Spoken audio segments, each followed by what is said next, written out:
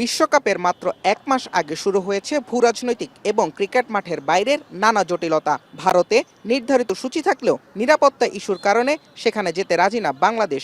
এই নিয়ে মেইল গিয়েছে আইসিসি পর্যন্ত, যদিও এখনও ক্রিকেটের সর্বোচ্চ সংস্থা থেকে কোনো বার্তা আসেনি।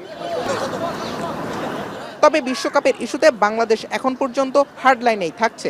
বিসিবি পরিচালক আসিফ আকবর জানালেন, ভেন্যু পরিবর্তন না হলে কঠিন সিদ্ধান্ত নেওয়া হবে। সিদ্ধান্ত দিয়ে দিয়েছে যে আমরা যাচ্ছি না, আর এখন আর ওই রাস্তাটা আসলে খোলা নেই। কারণ হচ্ছে আমরা যেটা হয়েছে আমাদের মুস্তাফিজ ইস্যুতে এবং পরবর্তী যেই আমাদের প্লেয়ারদের নিরাপত্তা যেগুলো বললাম এতক্ষণ, সেগুলোর ইস্যুতে আসলে আমরা এখন পর্যন্ত নেগেটিভই আছি। ইন্ডিয়াতে খেলার জন্য আর শ্রীলঙ্কা খেলার জন্য আমরা প্রস্তুত আছি। যদিও এত কিছুর মাঝে আনুষ্ঠানিক কোনো সিদ্ধান্ত আইসিসি থেকে পায়নি বিসিবি। আইসিসি এটা আমাদের ক্রিকেট অভিভাবক, যেহেতু তাদের রেসপন্সটা পাওয়ার পরে আমরা আপনাদেরকে জানাবো আসলে আমরা বিকল্প ব্যবস্থা কি নিচ্ছি।